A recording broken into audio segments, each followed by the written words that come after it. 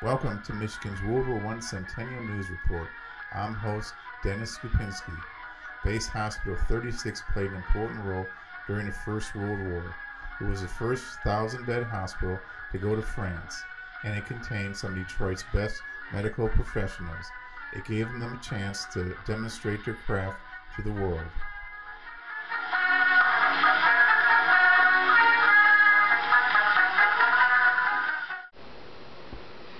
There is more progress for the World War I Memorial and Museum here in Kansas City. President Obama signed a bill placing a landmark squarely at the center of the 100th anniversary of the Great War. KBC9's Michael Mahoney is live with what this all means. Michael? It means that a Blue Ribbon Centennial Commission marking the 100th anniversary of World War I, which started in 1914, will be based in headquarters out of the museum and the Liberty Memorial here, which is a landmark that dominates the Kansas City skyline. This is the nation's only monument and museum dedicated solely to World War I. It does not mean that it's been designated now as the nation's official World War I monument. It does mean that the Centennial Commission will be based out of Kansas City, so it does enhance its position. We have the best collection in the United States. We have great scholars. We have so much happening here. It is the proper place to have the commission based, and it's a proper place to have the centennial celebration take place. Now, the debate over whether or not World War I should have its own monument on the National Mall in Washington, like World War II, the Korean War, and Vietnam, continues. We are leaving the D.C. issue to those who live in D.C. An advocate for that Washington World War I monument, David DeYoung, says the Washington effort continues. Now, the commission to be based here will have 12 members, 3 appointed by the president, others picked by Congress and Veterans Group. That commission will have to raise its own money for events, but the Liberty Memorial and Museum have a role. We are also guaranteed a place at that table because we, as the museum, are one of the 12 who will be there talking about what we as a nation should be doing. Now, Kansas City Congressman Emanuel Cleaver and the entire Missouri delegation pushed for this bill in a statement this afternoon. Cleaver said soon the eyes of the nation and indeed the world will be on Kansas City as we prepare for the centennial commemoration of World War I. And an added note, in the partisan nature of Congress right now, anytime a Democrat like Emanuel Cleaver can get a bill through the Republican House, or vice versa for that matter, it is indeed a small feat. That's the latest from here. Back to you. Indeed. Thank you, Michael. The 12 members of the World War I Centennial Commission may be named as early as later this spring.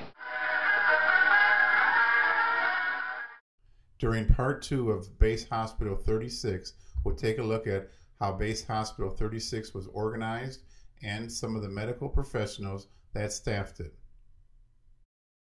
The headquarters section consisted of the commanding officer, professional director, adjutant, quartermaster, sick and wounded officer, and the chief nurse with the proper enlisted personnel. Each section had its specific duties. When a train of sick and wounded would arrive at the railroad station, it was met by a corps of ambulance with a driver and 2 orderlies, and the officer in charge of sick and wounded records. As a man left the train, he was tagged with his name, serial number for sick and wounded, and a hospital designation. The scheme worked entirely satisfactory, and of the 15,000 patients admitted, no man has lost his records. Hospital A, known as the Central, was called by Lieutenant Colonel Shirley the Knights Templar Hospital to commemorate the generosity of the Detroit Commandery. Hospital A opened as a hospital by receiving over 400 cases of the mumps on December 8, 1917. It received the first patient and was the last hospital to discharge a patient when our sick and wounded office was closed and our last convoy was evacuated to the Buffalo Unit, Base Hospital 23, on January 13, 1919. The plan of Hospital A was that it should be a special hospital for all afflictions and injuries of the head. The departments of eye, ear, nose, and throat, and the dental department were located in the left wing of the main floor. The pharmacy was also placed in this wing to be within easy reach of the patients from these offices. During its time of operation, Hospital A served approximately 31% of all patients who went through Base Hospital 36 during the war. When a new convoy of wounded came in, The soldiers arriving were pale and tired. Most had not seen a bed for months. To get in between clean white sheets was to them, in their expression, living a life of Jerry. For 1 or 2 days it was a blissful sleep, except to be awakened at mealtime and for dressing of wounds. In 3 or 4 days beds would become vacant, and by the end of the week few patients were still confined to the bed. Those recovering helped those less fortunate, and many made inquiries of the nurses and of the ward surgeons if there was something they might do to be of service. Many became volunteer nurses for their fellow soldiers and assisted in getting ready for the next convoy that was to come in the next night or early the next morning. Here's an example of Hospital A. One of his patients, Private Thomas McKenzie from Detroit, came in with a gunshot wound to the face. After several plastic surgeries, he finally looked normal in 1922. He was worked on in Detroit at General Hospital 36, which is now Henry Ford Hospital. Hospital B, commanded by Major Frank B. Walker, was located in the Hotel Cirrus. Having been built for a summer resort business, was partitioned into 187 rooms. There were 6 floors above the basement, respectively called Ward A, B, C, D, E, and F. In each ward, separate rooms were set apart as the ward surgeon's office and dressing room, a diet kitchen, a nurse's room, a lounging room for patients. Ambulatory cases were examined and redressed in the dressing room. Trays were prepared in the diet kitchen for all bed patients. Medicines were prepared and chart work done in the nurse's room. The lounging rooms were used by ambulatory cases for reading, writing, and smoking, and playing of games served to keep patients out of the corridors.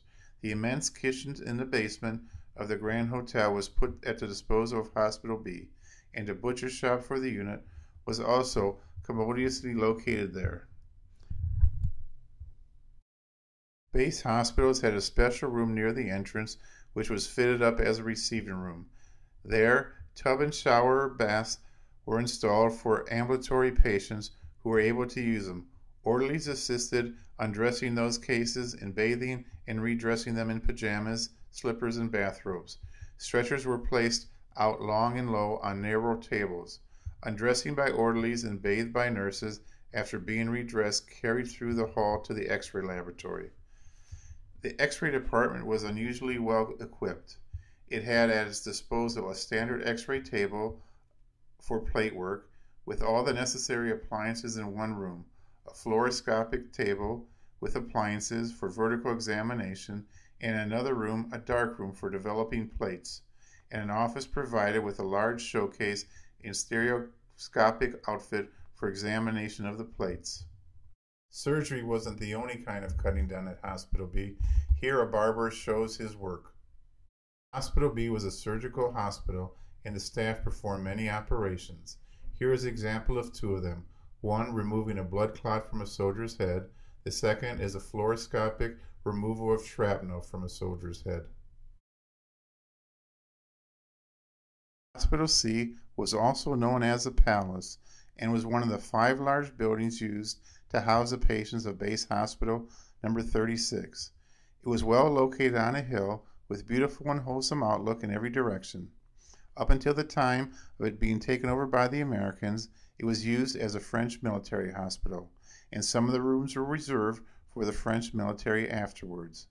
An inspection of the building before it was taken over by the Americans showed it to have possibilities as a hospital, but its present condition was not satisfactory for a hospital. Hospital C was a rundown summer hotel, which is made into a workable Army hospital.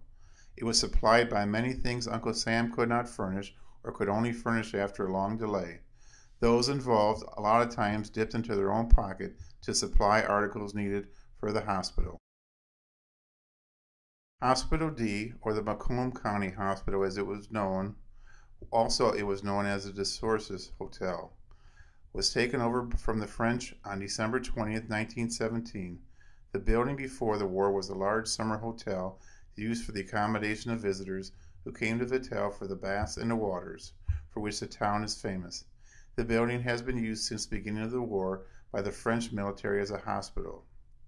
Staff of Hospital G was led by Lieutenant Colonel Henry C. Berry, Mount Clemens, Michigan; Captain Arthur J. Warren, Mount Clemens; Captain George P. Sackrider, Owasso; and Lieutenant A. Arthur MacArthur, Lapeer, Michigan. One late arrival to the hospital was Captain George P. Rinaldi, assistant surgeon from Birmingham, Michigan. He arrived on March 17, 1918.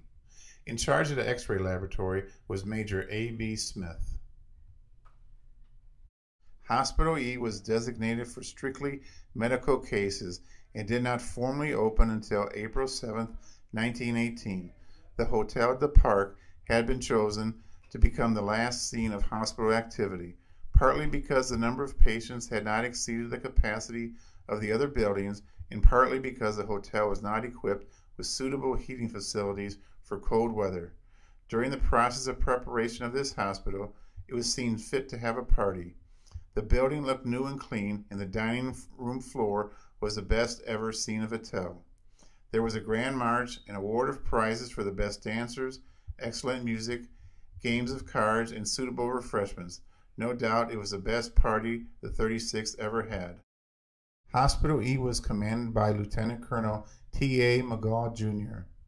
The staff physicians were Captain George Van Ree, Captain Claude B. Gaines, and Captain Ward E. Collins. The research department of the hospital consisted of the X-ray laboratory and the clinical laboratory. The research department was headed by Major Myron W. Cliff. The X-ray laboratory was commanded by Captain Royston E. Scafford. The clinical laboratory was headed up by Captain Joseph Sill.